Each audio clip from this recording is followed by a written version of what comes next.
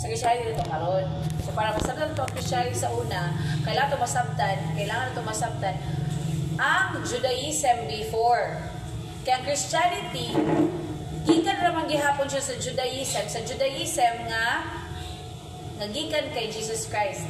Dili Judaism nga naandan sa mga Pharisees. Okay? So, para masabtan na ito ba, actually, kay ma-appreciate man dyan ninyo ang Bible, tapulan na dyan mo tanan. Pero ma-appreciate dyan din niyo siya, pag kabalo lang mo sa siya pag-study. Okay, just questions lang, oh. So, unsay, di ba na-divide ang Israel og duha? Unsa man to? O northern ug southern. Unsa man ang southern? Kingdom of Southern. Wala ko na yun. Kamuno? Kung assessment ka rin, no? Palestine ito. Ha? Palestine. Raka. Ay, wala dito ito. Kingdom of Judah. Very good. Kingdom of Judah. So, ang pikas kay Northern Kingdom kay Kingdom of Israel.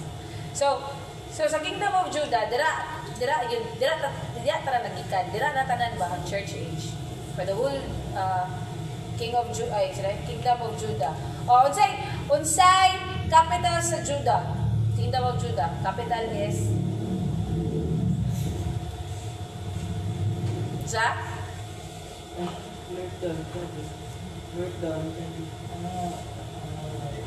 Uy, kuman kayo mo please. Kumon kayo eh. Kumon na rin. Gaza? No. No? Gluten or glow? Glow. Nasyay A. Kakapa. Nasyay A. Ato. Awara. No eh. Kumon kayo. Iyaw. Tara ng sugar. Capital is Jerusalem. No? Saan mo na? So, pikas ni Jerusalem at sa Kilog Judah, pikas sa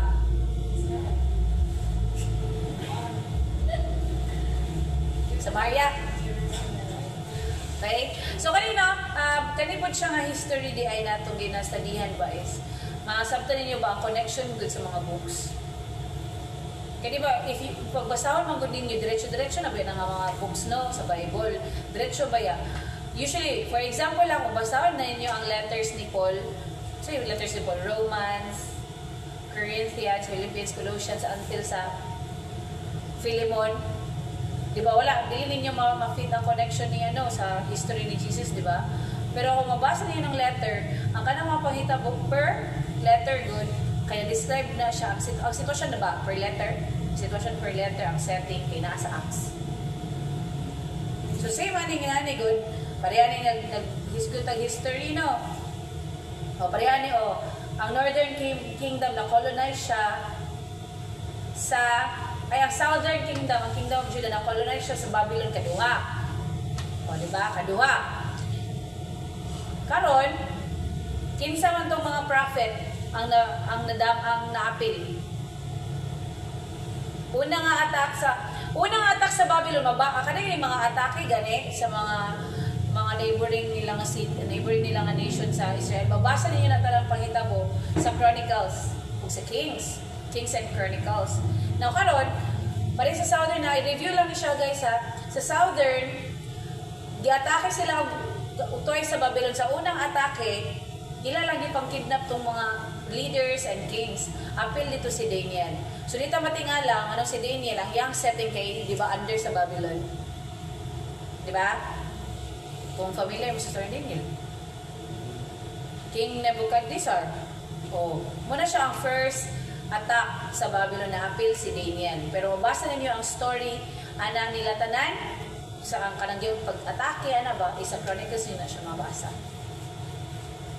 Unya, sa kaduhang attack, sa Babylon, katong panahon ni Jeremiah, Jeremiah 29:11, mo man sa kaduhang attack, kinsa tong prophet nga naapil, o gako.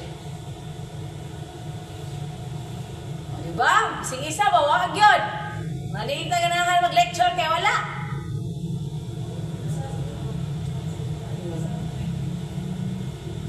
Sa kaduha, kinsa? Kinsa to nga prophet? Major prophet ni siya.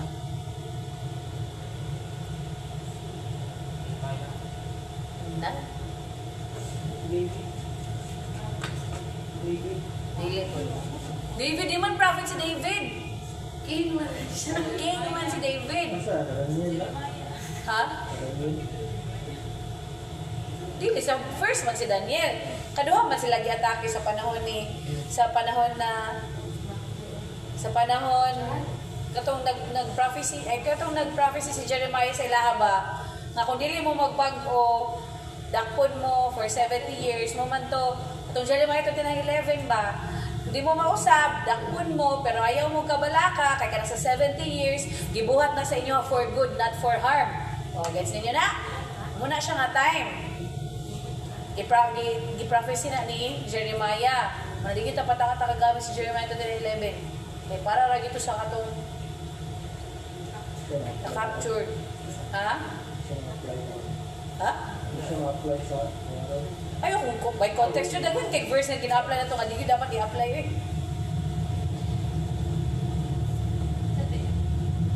La, oo.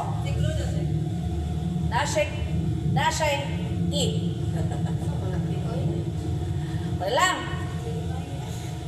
Ezekiel. Suro, Daniel. Ezekiel, Daniel. Ezekiel na. Pagkadakong manggod sa second attack gud sa Babylon sa Kingdom of Judah, wala nakaabot si Kuan, Jeremiah. Si Ezekiel ang dakpan na. Si Jeremiah nabuhay ra siya, igor ra siya na prophesy nga mo ni mahitabo. Kung di mo mausap, dakpon mo. For I know the thoughts I have for you, saith the Lord. Judgment magutong pagkuhan sa ilaha. Oh, another! So, di ba, nadakpa na sila sa Babylon, ang Israel, ang mga Jew. Dra nagsugod. Actually, katunap, nagpuyo na sila for 70 years. Si Jeremiah, di ba, giprophesy man niya na 70 years mo mahimong exile sa Babylon. So, nanayoban dito nga nangamatay, nanayoban dito nga nabuhi na po, nanagko na, dra nagsugod ang term nga Jew. Men of Judah, Jew. Siyempre, kay dili man sila part sa Babylon, so nasa sila sarili identity. Kung ginatawag nila ilahang self as Jew. Pero kung nasa siguro silang sarili nga lugar, di na siguro sila maghimong ilang name, diba? Pero katumangod kay, lahi man sila sa Babylon, dira nag-start ang name nila at nga kanang Jew ba nga ginatawag. Dira nag-start. Usually, ang refer sila sa mga taga-Babylon as men of Judah. Moto nabuo ang term nga Jew. Dira nag-start sa Babylon katong na-capture sila. So for 70 years, naiduha ka term sa tao, di ba? Pag human sa Babylon, ang Babylon giatake og sa nation. After sa ang di ba, na-capture sa Babylon. Yan sa ang Babylon napildi sa capture ang Babylon, giatake ang Babylon sa unsa nga nation. Oh, grabe gyud.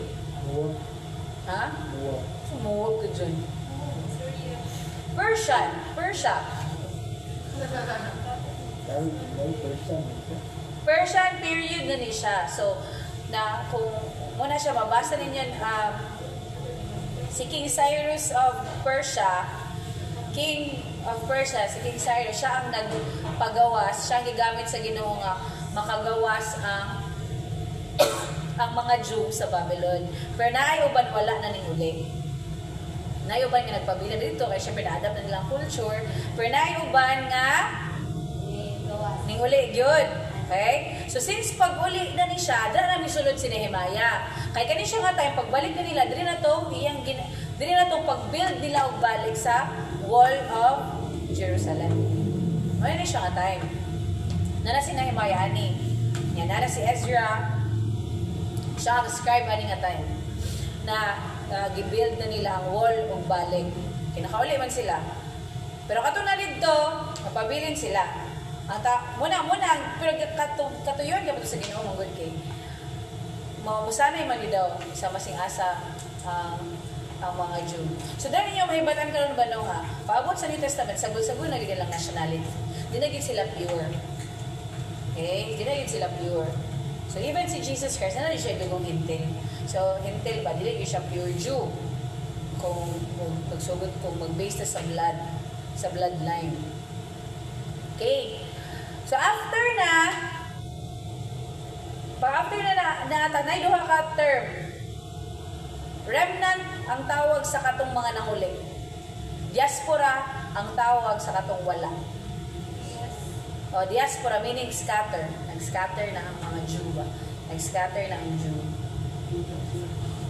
Okay? Then after ang Persia, dira ka to silent ears. From Malachi to Matthew.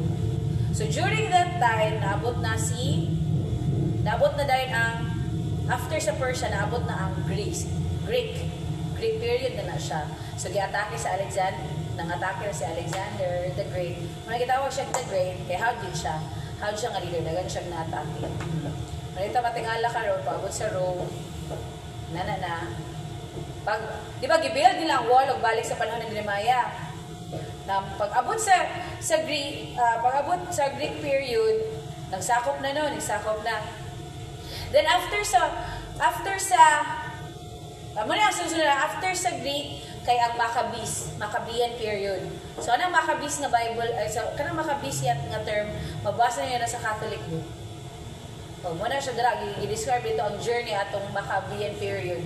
Kanang pag-alsa sa mga Jew against sa Egypt o sa Greece. Nag-alsa sila ba? Muna siya, Maccabean period. After sa Maccabean period kay Rome na. So ang Rome, muna ang last. Ang Rome, giguba nila og balik ang wall. So muna ginayon karon nila, diba, gibuild naman itong wall. Pagka nasakop sila sa Rome, giguba na po og balik sa Rome ang wall ay ang Temple of Jerusalem. Ang temple, dito wall, ang temple nila gibuild og balik. Niya. Pagkahuman, giguba na po og balik sa Rome ang temple nilang gihimo. So muna na ron ang kung makadungog mga pastors, especially ng mga seniors, na usually ilang belief is mubalik ang Ginoo once matukod ug balik ang Temple of Jerusalem.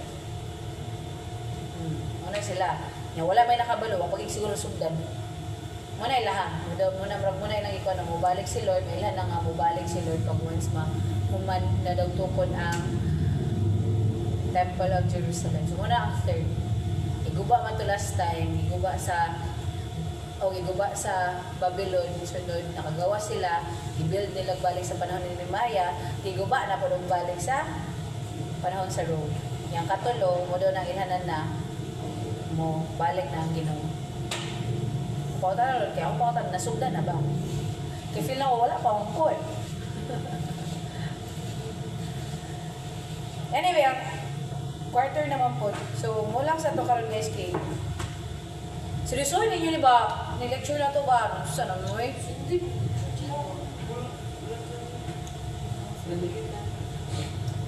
Laki na naman ko yung printer next week.